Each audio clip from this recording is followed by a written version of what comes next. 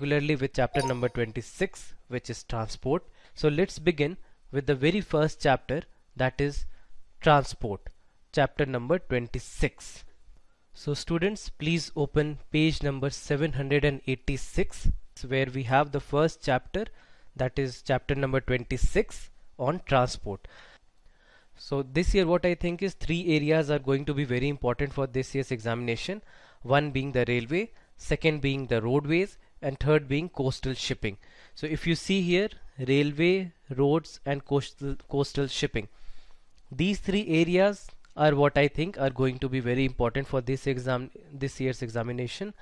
What I would suggest to everyone is that you should go through the NCERT transport chapter from class 12th NCERT book, because not everything is covered here and not everything is important from here. Only the things which are not there in the NCERTs are what I'll try to cover from here, and some of the important latest developments are what I need to consider. Otherwise the whole transport chapter, which is a part of your NCERT book, should be covered from there. This is what I would suggest. So let's move on to the first topic in the transport chapter, that is railways. So if you see railways, the first two lines which have been written here are going to be important. The first line, that is, the first railway on Indian subcontinent ran over a stretch of 21 miles from Bombay to Thane. The idea of a railway to connect Bombay with Thane, Kalyan and with Thalghat and Bhorghats inclines first occurred to Mr. George Clark, the chief engineer of the Bombay government, during a visit to Bhandup in 1843. Now, not everything written here is important. Two areas which I want to consider: one, that is the first railway ran between Bombay to Thane. Second thing, two things if you see, Thalghat and Bhorghat. Now see, in the western ghats you have many gaps or ghats which are present, and some of these ghats are very important. They have a significance because of the rainfall. Now if you know about this Palghat,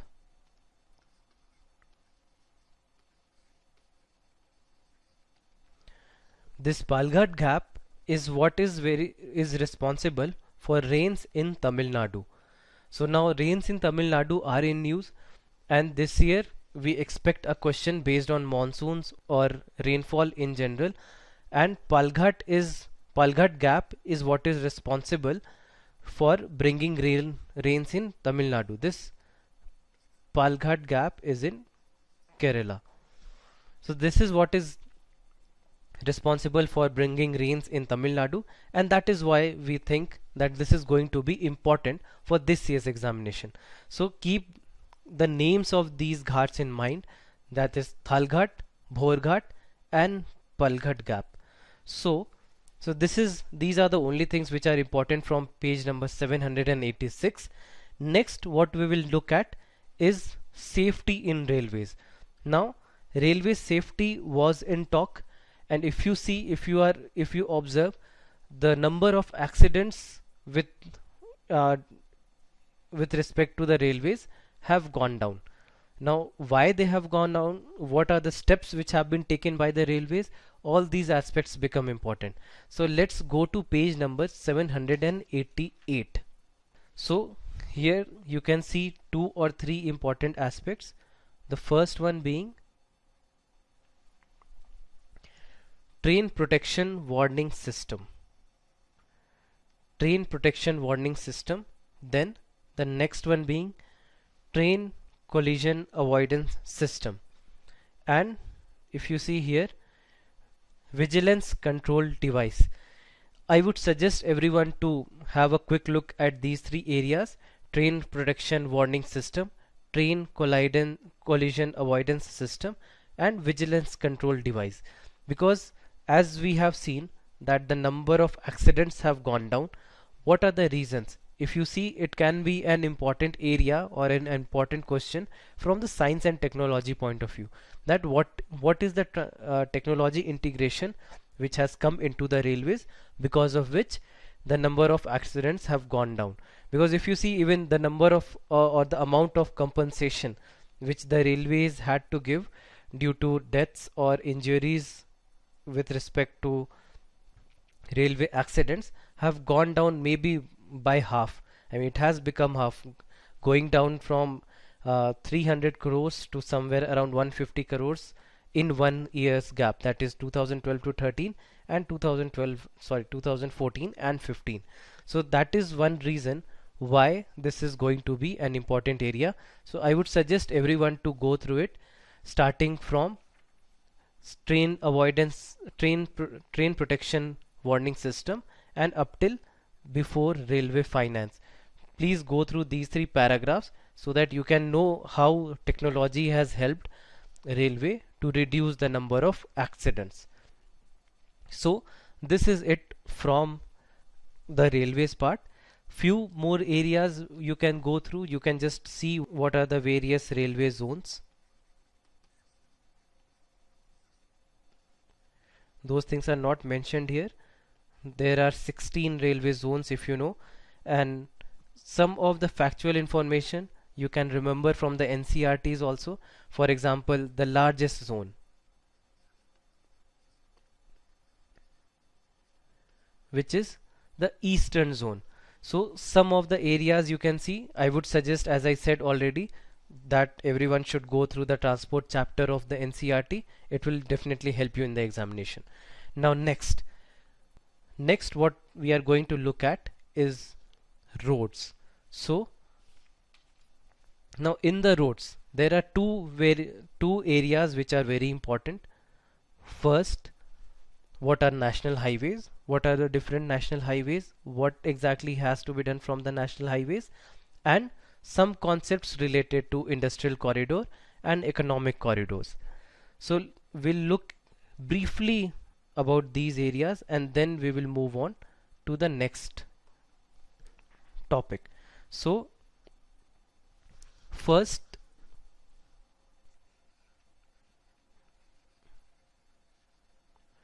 this is one small topic which I want to deal with before moving on to what exactly has been given in the books. So this is industrial corridor.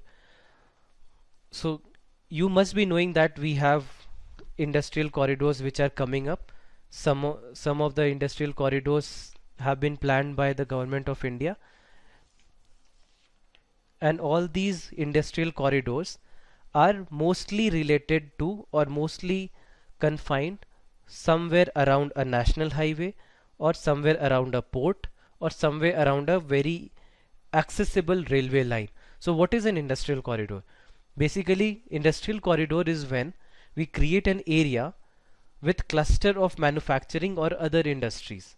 So basically what I can say is these are kind areas which are kind of a package of infrastructure spending allocated to a specific area. Normally it is built in areas which have, as I said, have good pre-existing infrastructure.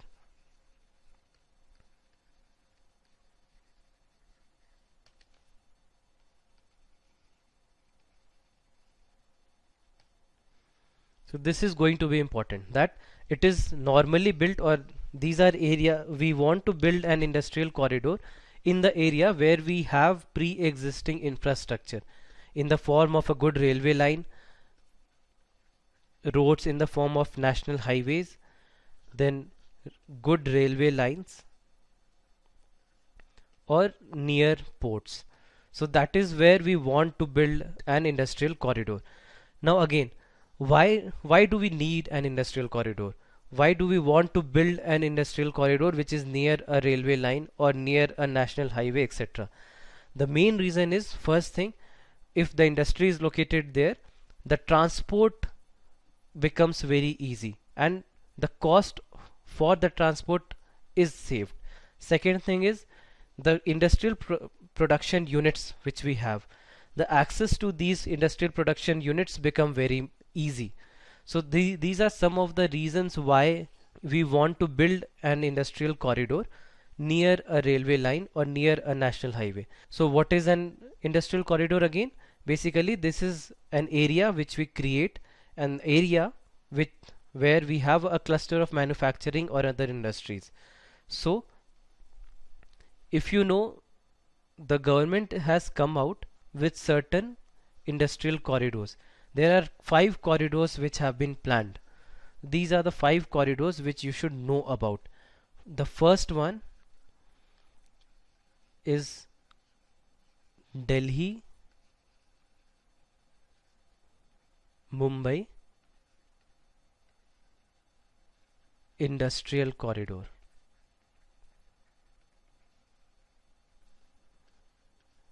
The next one is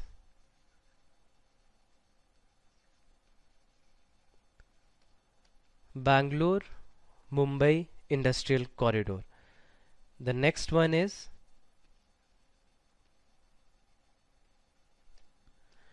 Chennai Bangalore Industrial Corridor. The fourth one is Visakhapatnam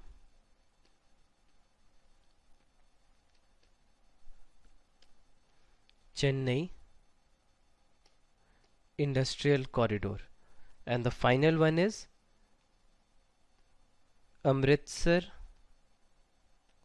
Kolkata Industrial Corridor. Now this especially becomes important because this particular industrial corridor is also passing through Delhi. So that's why this is going to be more important than others. Similarly, if you see the Delhi Mumbai Industrial Corridor, this you should now, what we need to know is which are the national highways which are associated with all these industrial corridors, because this can be a potential question for your prelims examination. So the names of the industrial corridor I have already given to you.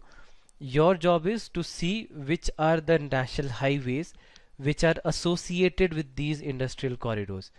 So these are some of the important areas to look into. Now let's just move on to the next area. So there is nothing much to underline here from the roads part. So what we will do is we'll quickly move on to page number 792.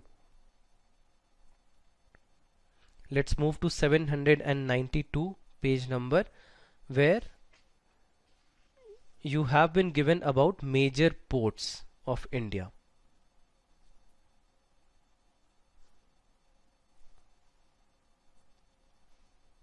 First thing what we need to know here is what are major ports, because here we are talking about major ports, so we should know what major ports mean. Basically in India we have defined 12 major ports. 6 of these major ports are on the western side and rest 6 of these major ports are on the eastern sides. So what I'll do is first thing what I'll do is I'll name all the ports. So starting from the western side, the first port which you have is Kandla port. Second one what you have is Mumbai. Third one what you have is Jawaharlal Nehru port. Next one is Marmagao.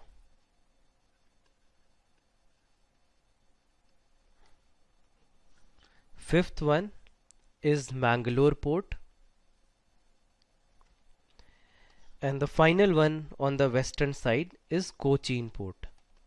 So these are the few on the western side. Then on the eastern side, the first one what you have is Kolkata port. Then next you have Paradip. Next you have Visakhapatnam.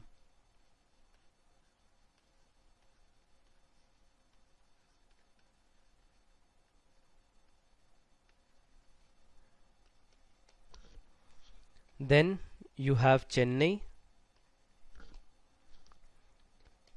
Then you have Ennore. And finally the last one on the eastern side is Tuticorin. So these are the 12 major ports in India. Now out of these 12, 6 as I said are on the eastern side and 6 of them on the western side. Some of the basic information should be known, some of the facts about important ports. For example, the Kandla port. This is a tidal port and it is also called child of partition. Just a factual information which I think you should know. Then coming to the next one, Mumbai. Mumbai is the busiest port and also it is the biggest port. And next, if I talk about Cochin port, Cochin port is a natural harbor. It's a natural harbor. Coming to the eastern side, Kolkata port. Kolkata port is important because it is the only riverine major port in India. Next, the Vishakhapatnam port, you should know is it's the deepest port and it is landlocked.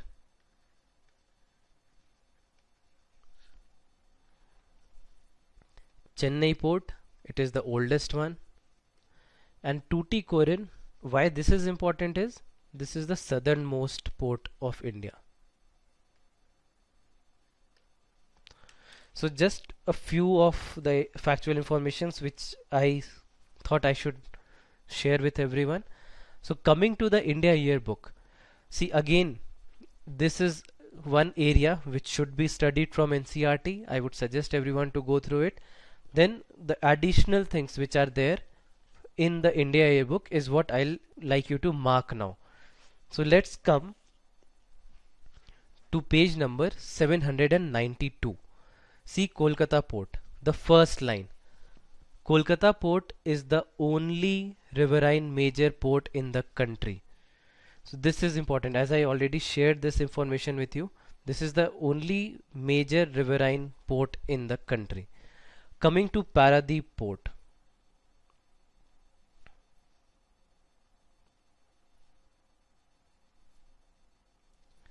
So Paradip port, what you should know is it is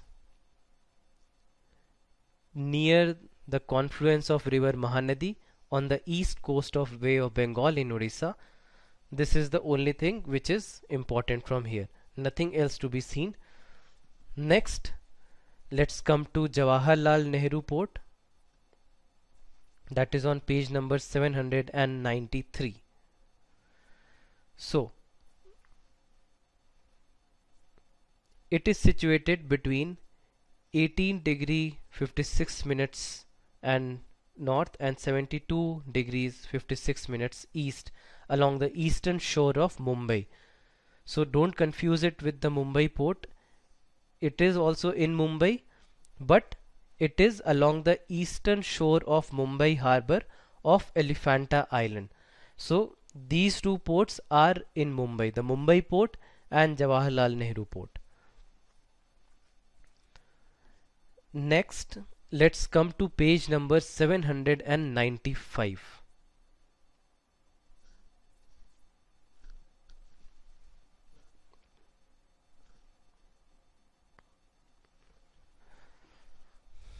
See here, waterways declared as national waterways are. So here some of the waterways of India have been named, and this is again going to be a very important part. You need to know about the waterways first, but first of all we should know is what is a waterway, right? This is the first thing what we want to know. What is a waterway? So waterway, so basically waterway is any navigable body of water, any navigable body of water. This is what is waterway. Now there are many waterways, but there are 6 waterways which we have defined. 5 of them have been given here in the India Yearbook. If you see, The first one, that is Allahabad Haldia stretch of Ganga Bhagirathi Hooghly river system.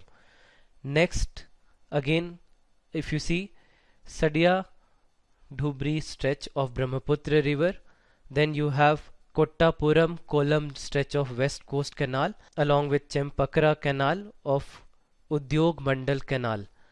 So these are the three waterways. The first three, if you see, these three are the waterways which have already been developed.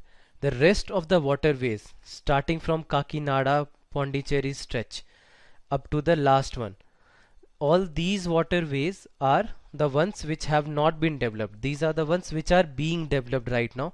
Now 5 of them have been named here. There is another one, the 6th waterway, which is between Lakhipur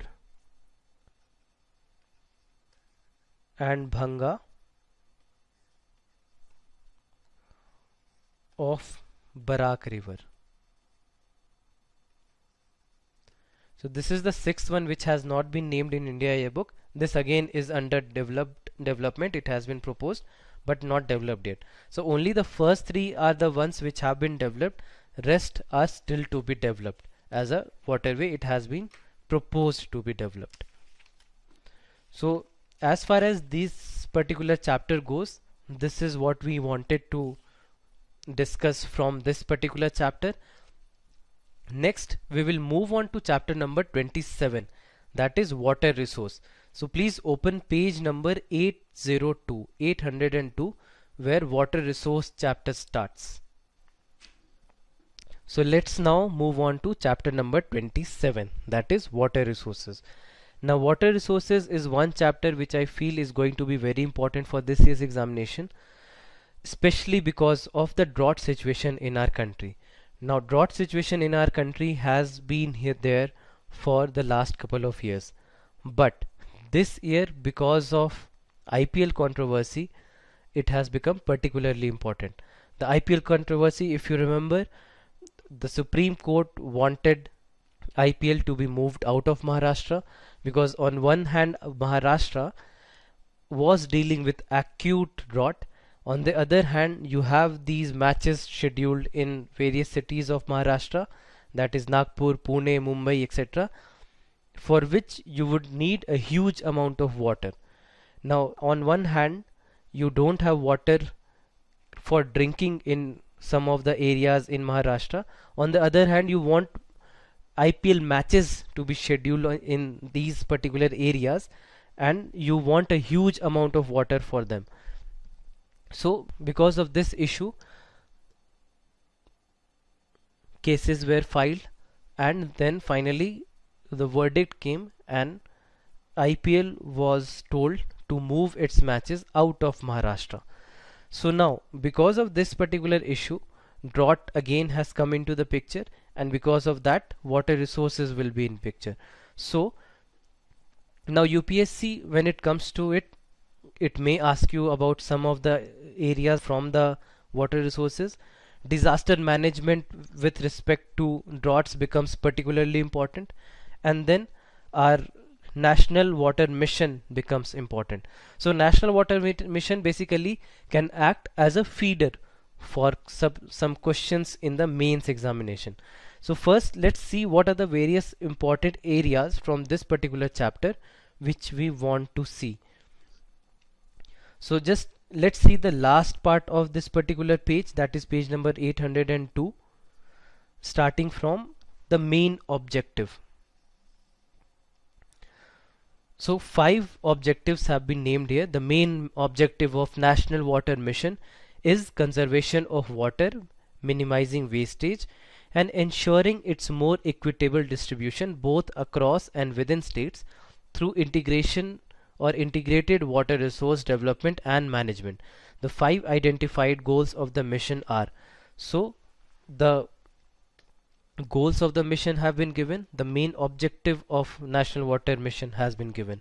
So especially objective becomes important because you can simply be asked about this object in prelims, or directly it can be asked in the mains examination, or even if it has not been asked, there is a related question based on National Water Mission or the National Water Policy, you can always use some of these points as feeders in your answers so that it can enhance the amount of marks you can get in the mains examination.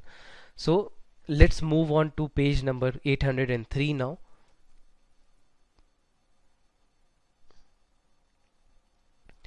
So here if you see the second para in National Water Policy, that is the salient features of the policy. So the salient features of the policy are emphasis on the need for a national water framework law, comprehensive legislation for optimum development of interstate rivers and river valleys. Now this is one point. 9 such points have been given here. Starting here, going up to the 9th point.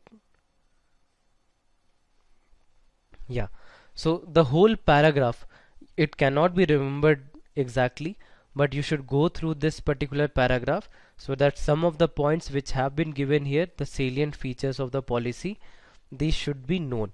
At least you should know it at the surface. You don't need to go into the details, you don't need to mug up each and every point given here, but at least know about it, so that when it comes to answer writing in the mains examination, this should be one point which can be helpful to you. So now we'll directly move on to page number 817, page number 817. So let's see page number 817, 817. So go to the last part of this particular page, that is international cooperation with neighboring countries. The first one of which is India-Nepal cooperation. Now, last 1.5 years, there have been some disputes between India and Nepal, because of which the questions related to India-Nepal relations become potentially important for this year's examination. So, whenever any controversy happens, UPSC is not going to ask you something based on the controversy. They are going to ask you something based on the relations or the other aspects of that particular topic. So for this particular area, the cooperation between India and Nepal becomes important. So if you see, there are some areas, some important areas which needs to be seen. First of which is this Pancheshwar multi-purpose project and setting up of Pancheshwar Development Authority. So India and Nepal, see the first two lines. India and Nepal had signed a treaty known as Mahakali Treaty in February 1996. Implementation of Pancheshwar multi-purpose project is the centerpiece of Mahakali Treaty. Again, these are some of the areas which become important both from prelims as well as mains point of view. Direct questions can be asked in case of prelims, and some of the areas or some of these lines, some of these facts can be used while writing answer if at all you get something based on India-Nepal relations. Then next, let's come to page number 818. So two more projects have been named here. The first one being Saptkoshi High Dam project, and the second one being Kamla and Bagmati multipurpose projects. So these three are the areas of cooperation between India and Nepal. India-Nepal relations have been in news for past couple of years, because of which the things related to India-Nepal relations become important. So just go through these areas so that you can be well aware of things if at all something comes from this particular area. So let's move on to our next country now, that is Bangladesh. What we want to see here is the areas of cooperation between India and Bangladesh. Now since the signing of land boundary agreement with Bangladesh, these are the areas of cooperation or the relation between India and Bangladesh have become important. For 2015 examination, it was a very important area for international relations in your GS2 paper, or even for current affairs part in your prelims examination, but questions did not come from India-Bangladesh relations. So it is still a potential for this year's examination. So I would not suggest anyone to skip this particular part or skip the things related to India-Bangladesh relation. So even the land boundary agreement still holds importance from examination point of view. So let's see what are the areas which we can mark from India Yearbook. So see the second paragraph here related to India-Bangladesh cooperation. See the first two lines. A new chapter in the India-Bangladesh relations opened up with signing of treaty by the Prime Ministers of India and Bangladesh in December 1996 on the sharing of Ganga or Ganges water. So just to know how this started. Next, see the next paragraph.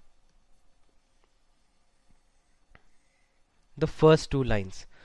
Discussions have been continuing with Bangladesh for sharing of waters of Teesta and Feni rivers, besides other 6 common rivers, namely Manu, Muhri, Khowai, Gumti, Jaldhaka and Torsa.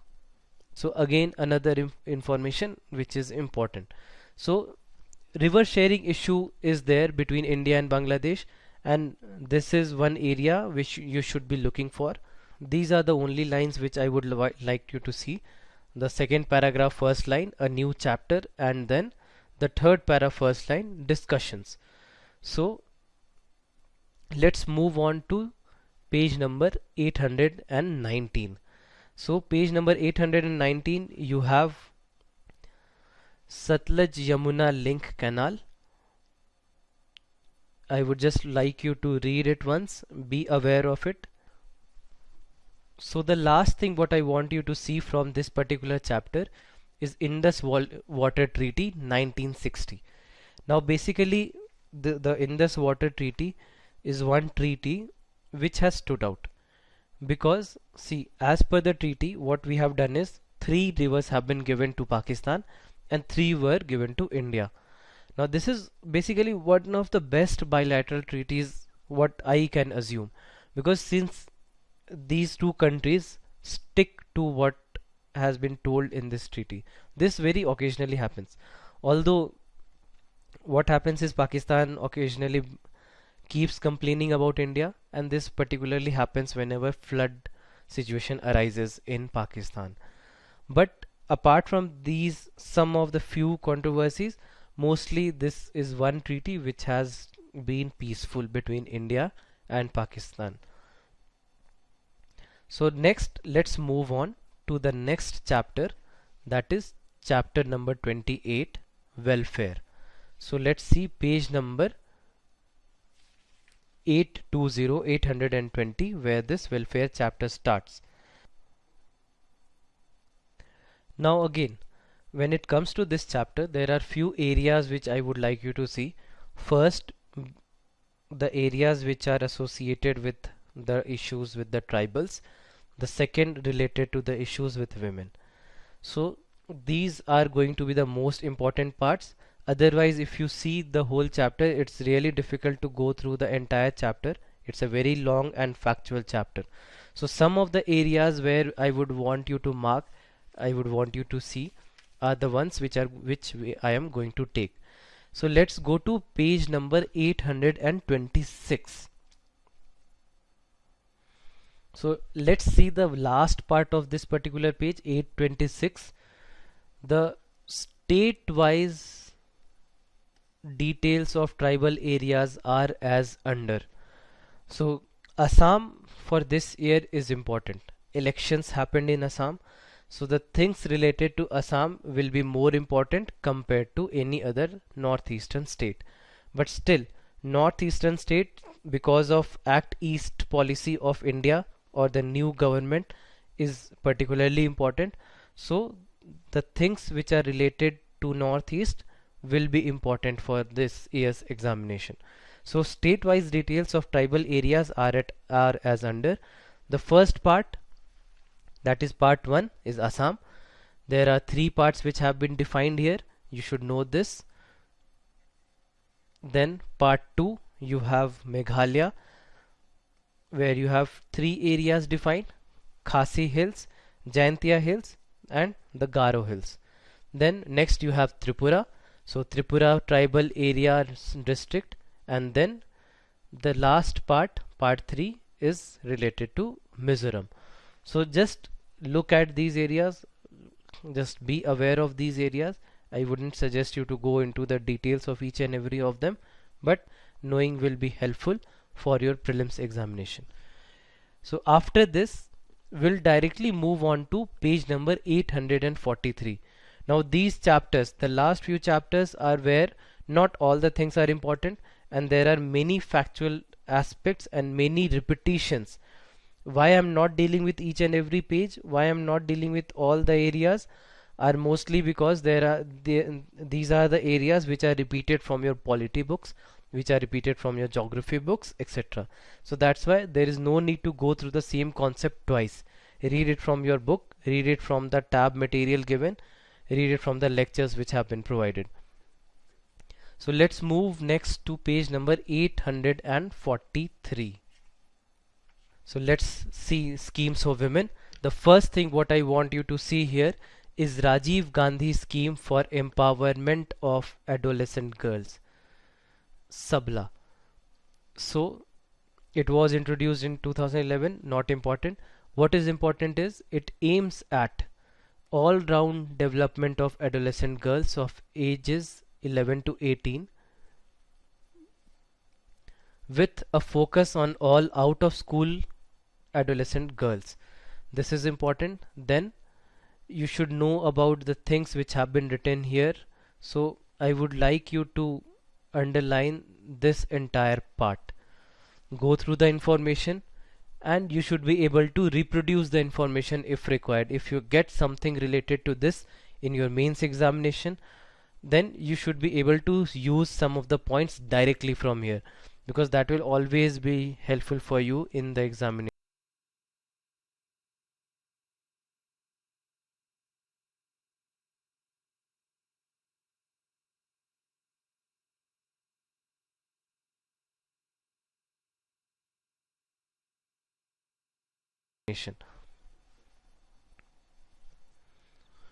So let's see the next point, that is Indira Gandhi Matritva Sahyog Yojana. Indira Gandhi Matritva Sahyog Yojana. Again, just go through the scheme. Not important to go through everything given here. Some of the areas which needs to be done here. Go to the next page, that is page number 844. See this line: pregnant women of 19 years of age and above for first two live births are eligible under the scheme. So who are the women who are eligible for this scheme? You have your answer here. Again, see the very last line of this particular topic. The scheme is now covered under direct benefit transfer program. So the concepts related to direct benefit transfer are important. Even if you see the new economic survey, it extensively and it repeatedly talks about direct benefit transfer schemes. So since it is a part of economic survey, and economic survey talks about direct benefit transfer schemes again and again, I would definitely want you to remember the things related to it. And that's why this scheme, since it is being covered under direct benefit transfer now, it becomes important for this year's examination. So now let's move on to the last part of this particular page, that is Swadhar. Page number 844, we are here. Page number 844, last part, Swadhar. The Swadhar scheme was launched during the year 2001-2002 as central sector scheme for providing holistic and integrated services to women in difficult circumstances. Right? So what I would like you to mark is the entire thing given in this particular page, starting from the very first line. and going up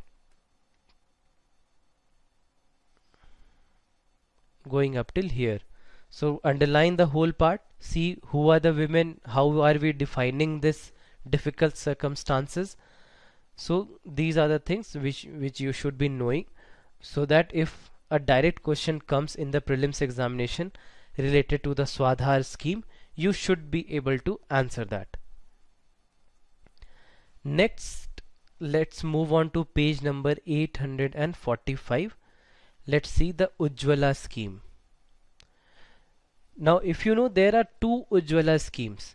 First, which has been mentioned here, and there is another one which is Pradhan Mantri Ujjwala scheme. So you should know the difference between the two. What is this Ujjwala scheme and what is the other Ujjwala scheme? Knowing the difference is important, so that if something comes up, you should be able to answer it. So the 5 points which are given here, just try to underline these 5 points. So what are the 5 specific components of this Ujjwala scheme?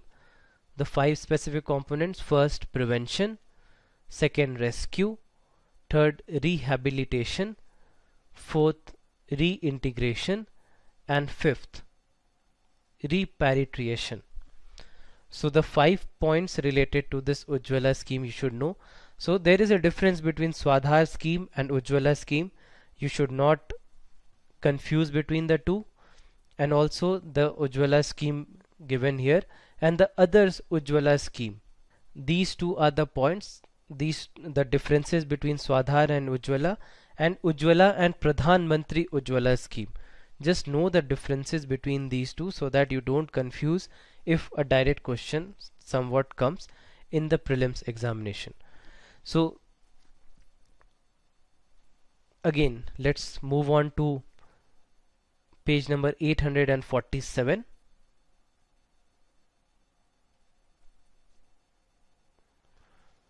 Beti Bachao Beti Padhao. Now Beti Bachao Beti Padhao is an important scheme. It is one of the schemes which the government is consistently looking after. Even during the program which was held during the completion of 2 years of the new NDA government, even Amitabh Bachchan spoke about this particular scheme. So Beti Bachao Beti Padhao is in limelight. So the things related to Beti Bachao Beti Padhao is something which you should know. So if you see this point, the important activities that would be undertaken under Beti Padhao Abhiyan are as under. Just go through these areas, so that if at all a direct question comes from this particular area, you should be able to answer it. So this is it for this particular chapter. I'll directly move on to the next chapter now. That is chapter number 29, Youth Affairs and Sports. So from this particular chapter, not many things are important, but some of the areas I would like you to mark, so that we don't miss out if something directly comes from this particular area. So see page 857. If you see National Youth Policy 2014, the only thing what I want you to remember here is how do we define youth. So if you see, the policy defines youth as persons in the age group of 15 to 29 years. So this is the definition. If a direct question comes, again there is a possibility of a direct question coming from here. So if at all a direct question comes, you should be able to answer it. So that is how we have defined youth now, the age group of 15 to 29 years. Now page number 858. See table number 29.1.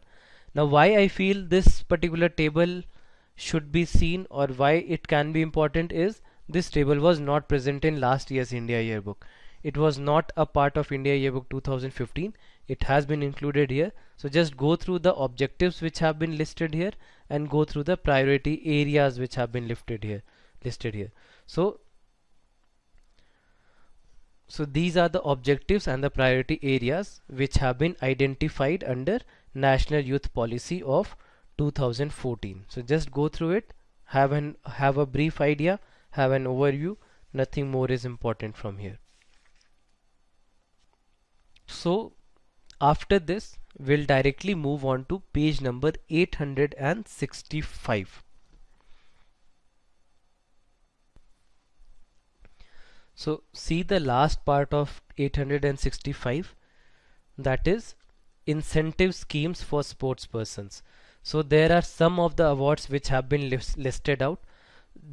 You don't have to know everything from the awards, you don't have to know each and every detail of the awards, but just to know why a particular award is given to a sports person is important. So that, see, there is a possibility you get a direct match the column award. Why do we give Rajiv Gandhi Khel Ratna award? For what purpose Arjuna award is given? For what purpose Dronacharya award is given? So I mean, if a direct question comes as a match the column, or even if a direct question comes to for which of the following reasons this particular award is given to the sports person, you should be able to know. So this is the only thing what will mark from these areas also. So see page number 865. So let's see the first award, that is Rajiv Gandhi Khel Ratna award. Again, what we want to know is this. This scheme was launched with the objective of honoring sportsperson to enhance their general status and to give them greater dignity and place of honor in the society. So this was the objective of this particular award. Just underline this particular line, nothing else is important from this particular area. Next, let's see Arjuna award. So please underline these lines here.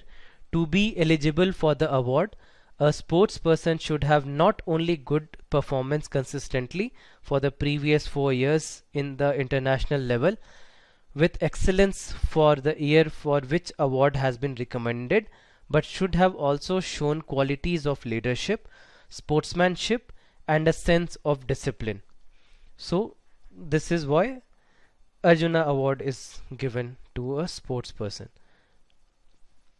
Next, let's see Dhyan Chand award for lifetime achievements in sports and games. So please underline these lines. This award is given to honor those sportsperson who have contributed to sports by their performance and continue to contribute to promotion of sports even after their retirement from active sporting career. So this is why Dhyan Chand award is given. Next, let's see Dronacharya award. Dronacharya award is given to honor eminent coaches who have successfully trained sports persons or teams and enabled them to achieve outstanding results in international competitions. So Dronacharya award is for coaches. So these are about the awards. This is it's important to know this much, and it's enough to know this much. So this is it from this chapter as well. Chapter number 29 is done. Next, if you see chapter number 30. Now chapter number 30 is something which is completely factual and is completely related to what you read in your polity books and your geography books. If you have already gone through books like Lakshmikant, if you have already seen geography NCRTs, there is no need to see anything from this particular chapter, because first of all, this is a huge chapter. This has around 100 pages, and you cannot know the information, each and everything that has been provided in this particular chapter. So what I would like to suggest is you should skip this particular chapter. All the important areas you would have already covered from your polity and geography books, so no need to go through it again. There is nothing new in this particular chapter. So what we will do now is we'll move on to chapter number 31, that is Diary of National Events. So I would like everyone of you to open page number 968, chapter number 31. So here basically what we will do is we will look at some of the important areas, some of the important points which should be kept in mind. So I'll just make you underline some of the bullet points which I feel can be important or have a potential from where questions can be asked in the prelims examination or the mains examination this year. So let's see January 1st. So in January you see this particular line, government launches Beti Bachao Beti Padhao campaign. Again, as I already mentioned, Beti Bachao Beti Padhao is going to be important for this year's examination. So it's better if you know the things related to this particular scheme of Government of India. Next, I'll move to February 2015. You see Indian Coast Guard inducts a high-speed patrolling ship Amog into its fleet. Page number 969. So just know what is Amog and what is its purpose. That will be enough. Next, let's move to March 2015. Again, the first point, Cabinet approves the operationalization of Atal Pension Yojana, Pradhan Mantri Jeevan Jyoti Bima Yojana and Pradhan Mantri Suraksha Bima Yojana. So these three schemes are very identical to each other. So just know the differences between the three, know the objectives of these particular schemes. This will be more than enough.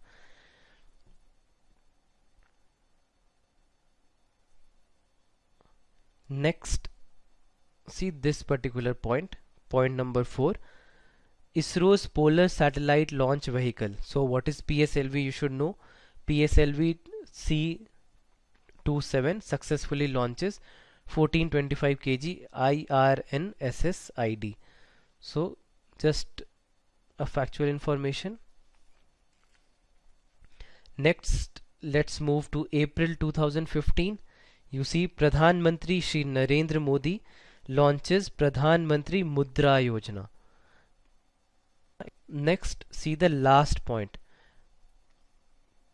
Cabinet approves the Smart Cities Mission and Atal Mission for Regeneration and Urban Transformation of 500 cities, Amrut. So Smart Cities Mission and Amrut, two schemes you should know about. Again, some new cities were added in the list of smart cities this year. You should know about it. Smart Cities and Amrut scheme, two schemes which are important for this year's examination. Let's move on quickly to June 2015.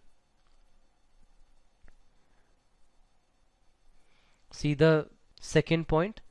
CSIR, Central Institute of Medicinal and Aromatic Plants, Lucknow has published whole genome sequence of Occamum sanctum, the wonder plant, holy basil or tulsi. So what is important to know here is about tulsi, the scientific name of tulsi, because this is one area which can directly come in the examination. So knowing the scientific name would be enough.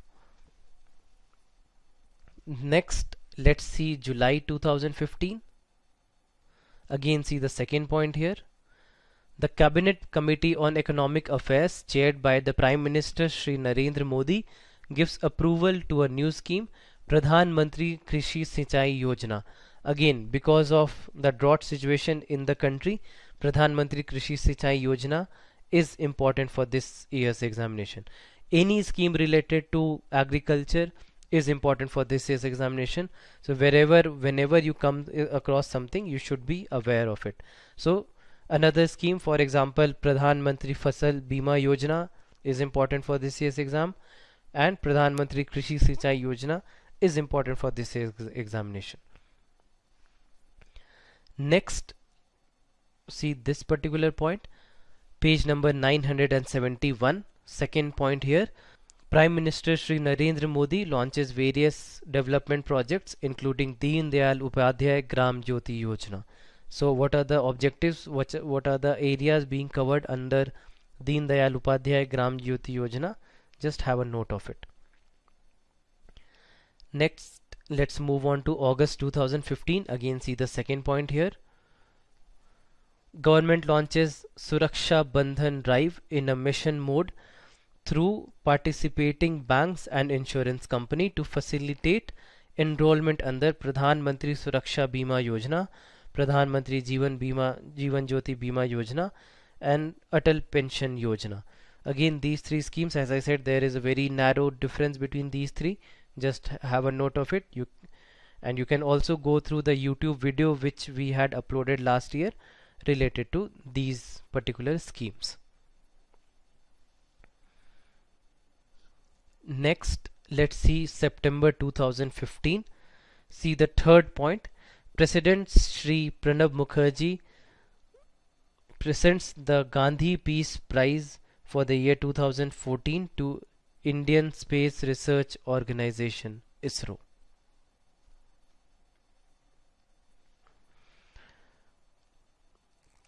Next, let's see another point related to minerals in India. Government launches Pradhan Mantri Khanij Kshetra Kalyan Yojana. So what is this Khanij Kshetra Kalyan Yojana? Just have a note of it. What are the main objectives of this particular scheme? Have a note of it. This will be more than enough. Next, India's PSLV successfully launches Astrosat. So what is Astrosat? Just have a note of it again. That will be enough.